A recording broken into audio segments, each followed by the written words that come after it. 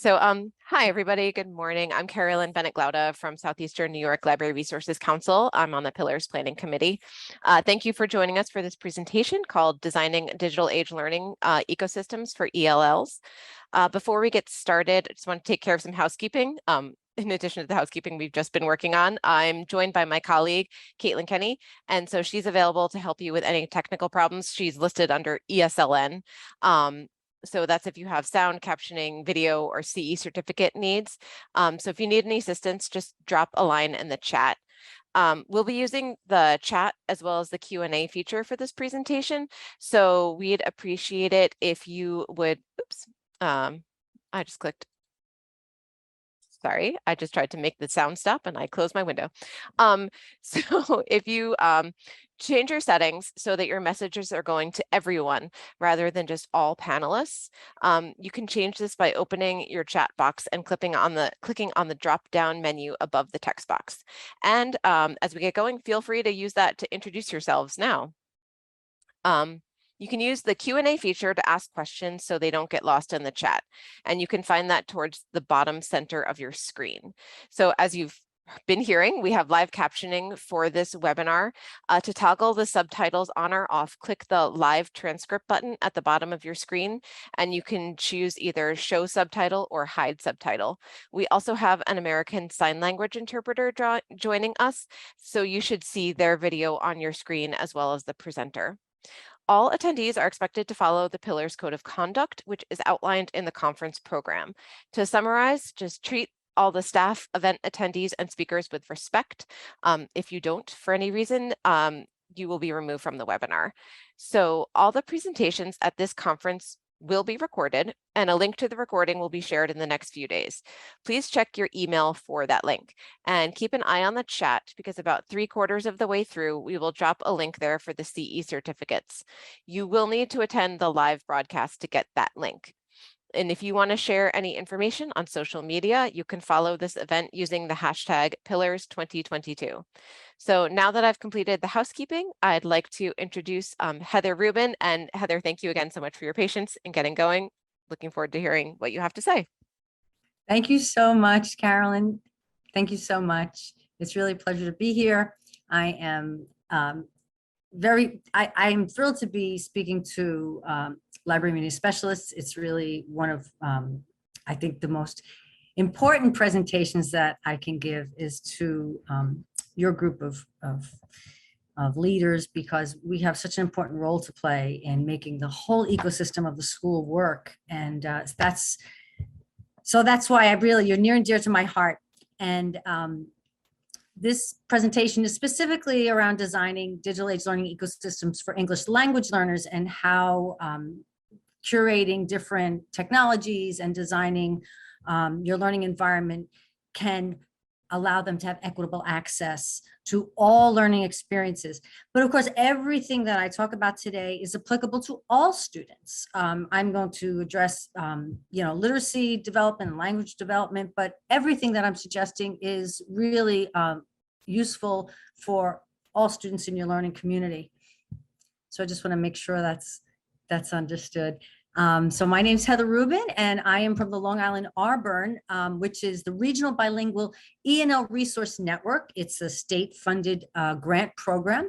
We provide all of our services for free. So before I continue, I just want to invite you to email me at any time with any question you have related to the education of English language learners, because my job is to support you. And so please don't hesitate to contact me. And I'd also like to invite you to follow me on Twitter at Heather L. Rubin. I'm dipping a toe in the water with Instagram. So, we need to make sure that we are in that social media universe. So, but Twitter is right now where you'll see the most activity. All right, so let's get started.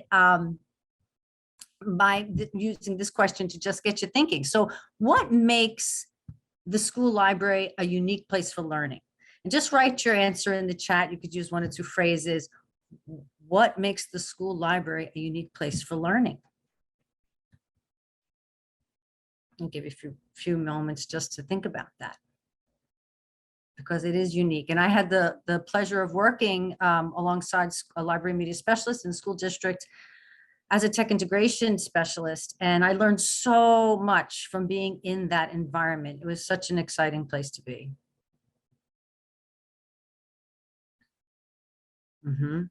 I think friendly and approachable librarians, abundance of resources in one place. Yeah. And how does it impact students? What makes it a different learning space for students? Obviously, lots of resources, right? And wonderful support from our friendly and approachable librarians.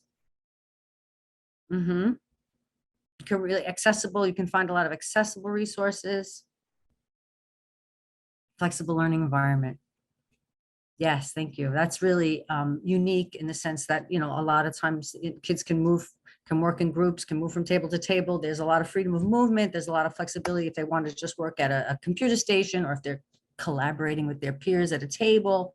There could be comfy chairs. They could be on the floor. It depends. Libraries are such beautiful places, and it depends on how you design it, right? For engagement, and it's accessible throughout the day. Yes, yes. Safe environment. Awesome. That is what makes it unique, and you all know it so well. Thank you for sharing that. And so knowing this, right, that we have this unique space in the entire school building, how can we maximize that? How can we design a digital age library ecosystem to engage ELLs and provide all students with equitable access to learning experiences? And I'm going to just share with you a few examples today, and I'm going to talk about how we can adjust or better meet the needs of our English language learners. So let me start by sharing this graphic with you. This is called the DATELs graphic. It appears in my book, Digital Age Teaching for English Learners. I co-authored this book with Dr. Andrea Hongsfeld and Lisa Strada. This is the second edition of our of ELL Frontiers, which came out in 2017. And this just came out in 2022. This graphic was shared back then and is still relevant, and I would say even more relevant today. And it sums up what a learning ecosystem should address, right? All the elements here. If you notice, there's one thing that is different. I think if you look at receptive and expressive skills, what do you notice about the modalities, the literacy skills? What do you notice? Just looking at the chat. Yes, visualization and viewing, right? So we are not addressing 4 literacy skills. We're addressing 6, and we always have been. It just hasn't been identified as such. You know, we still are very much stuck in a box of listening, speaking, reading, and writing. A lot of our tests, that's what we're measuring. That has always been considered the 4 literacy skills. But we know that viewing and visually representing have been identified by the National Council of Teachers of English as early as, I think, 1996. It has been around. And when they talked about viewing and visually representing, they declared that these are skills that need to be taught and included. And we've finally come of age in our education world, where we're using technologies that allow this reality to come to the forefront, and we can actually focus on how we teach these skills so that our students are digital age learners, right? So it's really important that you include that when you are not only delivering instruction, but when they're expressing themselves and you assess them. Right. So we also, I think you may be well aware of the 4 C's for 21st century learning, and the Partnership for 21st Century Learning established them as communication, collaboration, creativity, and critical thinking. But we, in the first edition of our book, added culture and cultural responsiveness as the 5th C. So, and of course, now we are all very much aware that culture is a part of everyone's experience, right? We all have culture. It's not the other person's culture. It's what is not just our, place of origin or the language you speak, but what is the school culture? We always talk about that. What is the community culture? And how does that impact our students, right? So when we become aware of all these things and we're using these 6 literacy skills, we have to ensure that we are giving inquiry-based, authentic experiences to our students so that the language and the communication is authentic and contextually rich, right? So that we cannot teach language in absence of context, right? Everything has to be contextually rich and authentic. And when we teach in a digital age environment now, and you're in these collaborative spaces, these wonderful library spaces, student interaction can increase, right? And the affective filter, which is so much a part of a language learner's experience, if you're familiar at all with the language development for ELLs, they can go through a silent period until they have, they're ready to actually produce language in the target language. But they also, depending on, it's a very anxiety provoking thing being trying to produce your thoughts in a new language and trying to find the words for things. So the affective filter is important, that the socio-emotional needs of these students are being addressed, so that you're creating an environment that reduces that affective filter so that they feel comfortable and confident to communicate with their peers. So this is it. This is the digital age teaching approach for English language learners that we need to address. And there is a Wakelet that I provided the link to show you some of the questions. All of those, this resource, this presentation has been made available to you and is all hyperlinked to additional resources. So what's so wonderful is that, the school library program rubric is so aligned to digital age teaching and to the needs of ELLs, right? And so you can see today, although there are 6 values here, today I'm going to be talking mostly about cultural responsiveness and equity, right? And teaching for learning is the domain that I am really, and building learning environment, of course, building that ecosystem. So I just point this out to say that, this is just such this aligns so perfectly with the goals of digital age teaching for ELLs. And that obviously it's not what I want to do. Okay. So I did link everything out so you can get to it. But let me give you an example of what I mean by accessible content, right? And we talked a lot in the previous session about what makes content accessible. One of the things that we need to address are multiliteracies, multiple modalities, and learning ecologies, right?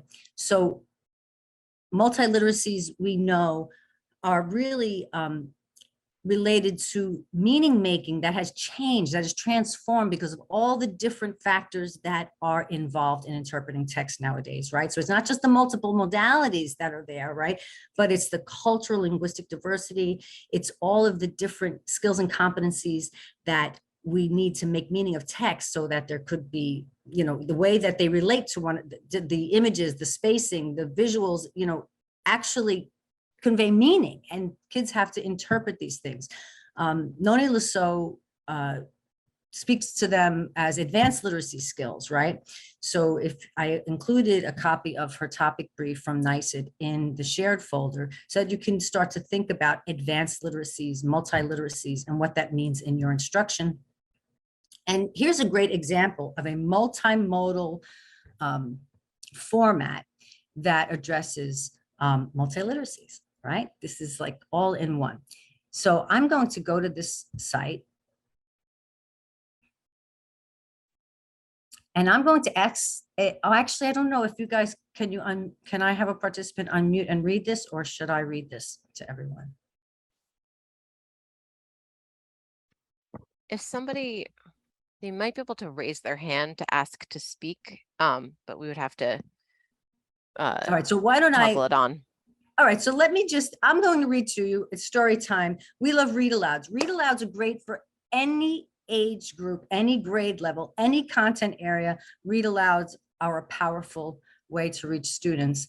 And when you're using a resource like Common Lit, you're going to have all of the accessibility features built in. And before I read, I just want to show you some of those features and why this is such a great example of a digital age tool that supports our language learners, right? You obviously have adjustments for font size. You have the Lesaux level. I'm sure many of you have seen Common Lit before. Related media to support further understanding, right? Obviously the guides, and paired text so that you can expand it and provide differentiated tiered instruction. Perhaps the text on the same topic for different students in your classroom to personalize it, right? And as you go along, you'll see that you can annotate. And look at all these translations. You know, you have so many languages available to you, which is really just at the click of a button. You have an immersive reader. When you're logged in, that would work so that the student can have it read to them. And all throughout, you see here's the translation button, and you would hit that to change it. You have glossary terms that are highlighted, right? Here you have a little image to support understanding. And so this, and guided questions as you go along, you can see you have your guided questions here as the student reads. So I'm going to read this to you, and I want you to think about what makes this text particularly useful when we're talking about culturally responsive instruction. So here we go. The farm slept through the gusty storm, all tucked away inside and warm, while rafters shook and hinges squeaked, shutters banged and branches creaked. The night was dark, the wind blew strong. A little egg was blown along. Small and silent, round and white, it rolled up to the barn that night. Bright sky, pink clouds, the rising sun. Rooster called, the morning's come. But then he noticed things amiss. He crowed surprised. Whose egg is this? The chickens cackled from their pens. If there's an egg, it's from us hens. Don't be so quick, said goose and duck. Perhaps that egg is mine, they clucked. Cow yawned and stretched and rolled from bed. I might have lost an egg, she said. Then Rooster crowed, whose egg are you? The little egg gave not a clue. The chickens ran to clean the roost. I'll dig up tasty slugs, said Goose. While Duck fixed up a bed of reeds, Cow polished, vacuumed, dusted, sneezed. Then all raced back to wait and see, each wondering, will it look like me? Small and silent, round and white, the egg held to its secret tight. I think the egg looks very goosey, Goose declared. I'll name it Lucy. But Duck believed the shape so neat was just the space for 2 webbed feet. The chickens fluttered in a snit. That egg says hen all over it. Cow, unsure of what to do, said she thought she heard it moo. They huddled up all close together. No one moved beak, hoof, or feather. Small and silent, round and white, that egg was watched all through the night. Then clunk, then crunch, then crackle, crack, then wiggle, waggle, woggle, whack, and then a snap, the eggshell spread. Out popped a baby turtle's head. They clapped and hugged and named her Sue. She loved her roost and learned to moo. She found those slugs the best to eat and thought her beds of reeds a treat. The mystery solved, the story's done. The egg belonged to everyone. So,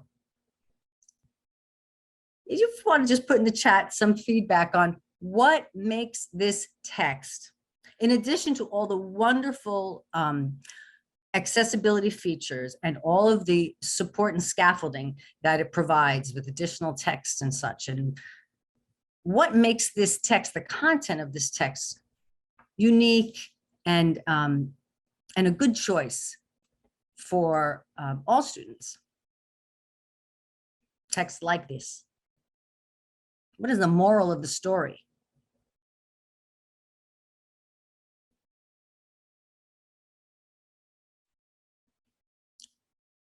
Anyone?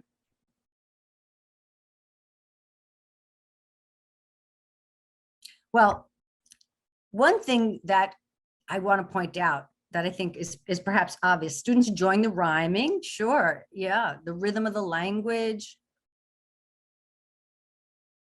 Yes, everyone was working together collaboratively. But what were they thinking though, as the egg was still waiting to crack, waiting to open? Yeah, the predictability, the anticipation was building. What about the lens through which they were viewing their world? How were they looking at this egg? What were they thinking? Whose egg are you? What were they thinking? So I'm modeling for you what you would say, right? Obviously, when you're doing story time, but the point is, they were looking at this egg through their own cultural lens. They all assumed this egg's going to be a cow, it's going to be a duck, it's going to be, and then in the end, it turned out to be a turtle, its own thing, right? So the moral is for us as educators is that we have to remember that we must view the world through wider lens. We cannot only use our lens to look at our students, to look at others around us, that we have these cultural lenses and expectations that we project onto the world, right? And so in this case, all excited, all happy about the egg coming and all joyful, but still thinking, oh, I think it's a duck. Why? Because they're reflecting back on their own image, right? So we realize that in a classroom, cultural responsiveness requires us to be very aware. We all have culture. It's not a bad thing, but we just tend to sometimes overlook that our culture can sometimes impose on our interactions with others because we're not thinking beyond that scope. And that's the message of the story. And this platform and many others have so many resources that when you're reading, think about culture and think about the message that you're sending to students and being responsive to their needs and their differences, right? In addition to providing multimodal support for their learning. So I just love that example. It's just all rolled up into one. So this was a quote of a slide from a NABE presentation I went to not that long ago about ESL in the library.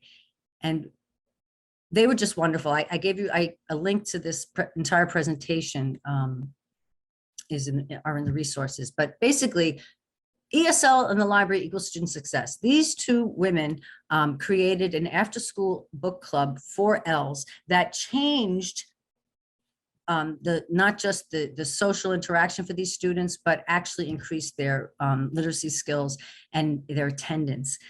They had a wonderful success story that they shared with us. And they said reading and writing scores tend to be higher for all students who have a full-time certified librarian. And when it comes to reading, students in at-risk subgroups tend to benefit more than all students combined.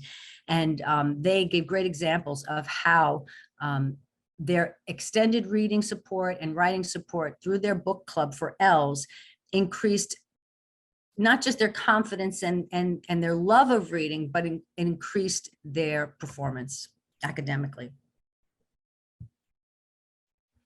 So all of these different resources that I'm showing you here could be part of your digital age ecosystem. And a learning ecosystem has many facets, right? In this case, we're talking about the tools that you curate specifically to support your learning ecosystem. And the message essentially is you don't need every tool, you just need the right tool. And it should address a certain category or bucket, right? So that if you have your favorite interactive presentation tool, you don't need to use another one. Stick to the one that works for you and your students. And obviously for parent communication and translation, there are several options, but essentially you could find one that works. And I'm going all along from left to right. You can see the different categories, and there are other categories. Most schools, the productivity tools are established, whether you're a 365 district or a Google district or whatever your learning management system is. Those things can be established by your schools. But many times as library media specialists, you have options in choosing certain things that you like to use. Choose carefully and make sure they're tools that support all learners, right? And one thing I wanted to mention was the social reading. Many teachers are not yet really using social reading tools. I know like Light Sail has a social reading feature. Perusal is another great app that allows students to collaborate and talk about what they're reading. Teachers assign readings and highlight, and you can have these conversations online. Book Create is a great social reading tool for student created books, right? And collaborating together. And Kaizena, which is you can use in your Google Docs to just have communication and whatever someone is writing and then people want to read and comment on them, you can do that as well. So I point all these things out just to say that don't make the mistake of giving students too many choices when it comes to the tools you're using, and make sure that the tools you're using are helping ELLs in a way that they wouldn't have been able to access the content before. For example, like Edpuzzle, right? Edpuzzle is great for all students. For ELLs, you can think out of the box, and perhaps when you upload the video, you can replace the entire track with the translation so that the student has that video in their native language. You can include notes, audio notes, to add extra support to maybe clarify meaning for ELLs or vocabulary. So there are ways that you can use these tools that are meant for everyone to specifically address the needs of your ELLs, of your English language learners. And then study aids, of course. What I love about something like Quizlet, I mean, Kahoot is fun, but what I love about Quizlet is the collaborative opportunities for creating, and the student-centeredness, creating their own card decks. And so I'm always thinking about how the students can work together and customize their learning for themselves. And we know that in this digital age ecosystem, right, we have that cycle of synchronous and asynchronous learning. So I also want you to think about how ELLs are supported when they are not in a synchronous learning session, whether it's remote or in person. If you are not there, what tools have you enabled? What structures have you put in place so that they can work in a self-directed fashion when they're not with others, or that they can work collaboratively when you're not there? And this is what we aim for when we are looking to get to a point of digital age teaching and learning, where everything is happening in both an asynchronous and synchronous learning space. And we don't think about face time so much, or seat time in the physical classroom, as the end all for learning, to measure learning. So that's another important element. Notice that in your rubric, multiple literacies are mentioned. Inquiry learning is mentioned, right? Teaching diverse students and student agency. These are all built into the way that your the quality of your programs are measured. And I also want to mention digital citizenship. You know, our ELLs have, many of our ELLs have a lot of experience with being a citizen of more than one place, right? But have you thought about how that relates to being a digital citizen, and leveraging all of their funds of knowledge to help them be part of the community is really important. Looking at them as through an asset-based lens is really important. And they may have, because they may come from another country, a greater understanding of what it means to be part of the larger world, right? And the differences that, and the similarities that they encounter. So your rubric aligns with the culturally responsive sustaining education framework as well. And we know that project-based learning is essential, and you are in a place to support project-based learning for all of your teachers. And I really recommend that for our English language learners, because it is authentic, it is hands-on, and it has many ways for them to express their mastery and demonstrate mastery, not just on a written exam, right? So encouraging project-based learning is really, I think, a key to helping English language learners show what they know and acquire content in a way that reduces that linguistic barrier, right? I wrote an article on project-based learning in ELLs, and I'll just show it to you quickly so you can see that there are some great resources in here. It's brief, little blog post, but what I love about this, it tells you ways that you can support their project-based learning. But I've also given an example of how, again, you curate digital learning resources that are actually supporting different elements of the learning process, right? So not just, I like this tool, it has a lot of images, but how does the QFT, the question formulation technique, support identifying a driving question for learners? And how can different platforms like Global Oneness or Learning for Justice help us to identify real-world challenges that we want to address and create an inquiry-based learning project for, right? And giving students, of course, voice and choice. So you could see all of these tools that align. So keeping in mind, why am I using this tool, right? And so we know that project-based learning is a teaching method in which students gain knowledge and skills by working for an extended period of time, right? To investigate and respond to an authentic engaging in complex question, problem, or challenge. This can take on many different pathways, right? This can address any content area. So we have to be ambassadors of project-based learning. And I have some great examples in a minute that I'm going to share with you from my Title III consortium, where our teachers work with us to develop learning experiences that are inquiry and project-based. And what I love is that, of course, you are the experts on inquiry-based learning. The stripling model has been around for a very long time. And I know that many teachers who are not familiar with the stripling model, right? They don't study it. They don't know how it relates to the work they do in their classrooms, but it is relevant to all instruction. And so let me give you an example of some of the ways that this project-based learning has been used with some of the teachers that I know. And these examples are shared in the book.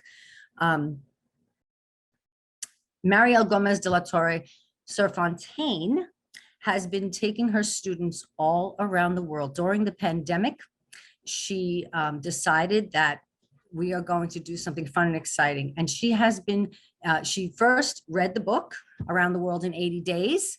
And then she started scheduling virtual field trips with other classrooms all around the world. And you can read about it in the book, but you can follow her on Twitter, and you can see all the wonderful places where she's taken her students, where they've actually gotten tours with live, not virtual tours like an AR tour. We're talking about meeting with other students, meeting with actually in the country in real time, all right, and taking tours of their community and having conversations with them. So anyone can do this now, and this brings learning to life. And of course, there were different, there was different work that questions and inquiry-based experiences that they had together. Another project that was just completed on Long Island related to digital citizenship. We used the Common Sense Media Digital Citizenship curriculum, and actually two teachers from two different districts collaborated on a Saturdays Unplugged project. And of course, addressing one of the components of digital citizenship is to know when to turn off your technology. And so after they worked all week on a powerful, using tools in a powerful way, then they made them go on field trips throughout the community. They went to their library. It was all centered on the library. And then the library helped them to create trips to the aquarium, trips to the different, like the town hall, and their families came. So now you're talking about really breaking down the walls of your classroom, engaging your parents and your students, and showing them and teaching them real digital citizenship, what it means to unplug and why it's important, right? And of course, the students had to create projects to show what they learned at the aquarium or at all the different field trips that they went on. So these these are very simple, very powerful ways to provide our learners with authentic inquiry-based experiences. And of course, you're developing their language, right? I mean, all along the way. So I know we're quickly running out of time. So I'm just going to show you this Weebly that I made for you. And it has some resources on digital age teaching for ELLs. I included links to the digital equity portal, which the library systems worked on, which is so amazing. The school library program rubric, the digital citizenship curriculum, and also the blueprint for English language learner success. And I really recommend that this is a very easy to read, not a terribly long document, but it highlights what every teacher should be addressing when working with English language learners. And here is the presentation that I mentioned on building a partnership between ESL and the library. I think that you hold the key to some great learning experiences to our ELLs, and I think teachers need to avail themselves of those services. And so there's just some questions. Here's the CRSE framework. I want you to take a look at that if you haven't already done so. And then just some tools that I think really support learning through multiple modalities. And finally, you have the linguistically diverse learners and the topic briefs, right, from Lesaux that I talked about, which I think really sum up nicely what we're trying to accomplish for 21st century learners. And I think there's some free resources here related to the book, a whole bunch of list of technology tools, a copy of the DATELs infographic that I shared with you today that you can use, and some lesson seed templates that might be helpful for you. And so I know we have time for questions. If you'd like to take a moment to share one thing you've learned or found interesting from today's session, you can write that in the chat or ask a question in the chat, and I'd be happy to talk about it.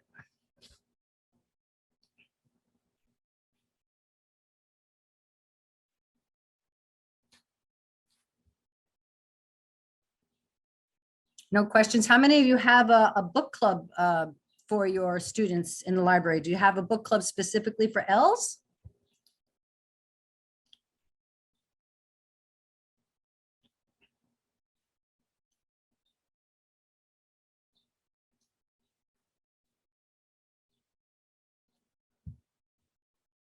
No questions. That's fine too. Yeah, I think you might have addressed everything, which is I hope so. oh no, there's a comment. I have a Kathy says I have a book club, but not specifically for this population. Great. So, you know, making a little subgroup or maybe incorporating them into your book club and pairing them with partners in that book club. And again, it's about choosing, you know, books. I'm sure I'm sure your libraries have books in multiple languages, but it also making sure that you have books in the languages of these students available to them. It's not always easy, but it's essential that you do that. Oh, Megan says she has so many ideas. I'm glad. I know I went very fast, and I'm sorry, but all of this is available to you to read at your leisure. And it really is something that I'm very passionate about. So please feel free to email me. I am happy to answer any questions and provide, you know, any support I can. I'd love to hear what you're doing as well, because I think it's so essential to moving the needle in all of our districts. I feel like we are very slow to change when it comes to digital age teaching and learning. And I know that librarians and library media specialists are at the forefront of that change. And I've seen the transition from stacks to digital technologies. And I've seen the library media specialists, you know, wrestle with what does this mean for their library and what does it look like? And I just want to make sure that all students, including our language learners, are part of that conversation. So it's an exciting time. And what kind of tools are you guys using? I mean, that's another question I wanted to ask. When we're at the table of all the different tools and their purposes, what are your favorite tools? What is your go-to tech ed tool that you like to use with students? That's I'd like to know. I'm waiting. Nearpod. I tell you, that's the one everyone always, that's my favorite. Wakelet, cool. So the kids can make their own wakelets, right? That's really, and I always say that, always flip it around. Some of the things that we're using to create content, let the kids create content with it, right? Yes, great, Katie, that's great. Nearpod and Kahoot. Good. I do think when it comes to ELLs, and I guess I'll end on that note, the Nearpod is a go-to resource. It has everything that you need. Now remember though, that there's that direct instruction component where you're leading them through, but you really have to ensure that you also give them in student guided mode so that they can direct the learning and that they can go through things at their pace. Because a lot of times the simplest answer is pacing. right? If you go too fast, the ELLs can get left behind. And so allow them to explore whatever you prepared in Nearpod at their own pace. You know, because that's the one thing about Nearpod that I see happen when I'm sitting in, is that, you know, teachers love it because they can control, right, where the kids are looking at and keep them on task. But sometimes we don't always want to do that. And it's really important to keep that in mind. All right. So thank you very, very much. I guess at this point I will stop sharing my screen. Is that okay? Yeah, that's fine. Thank you, Heather. That was great.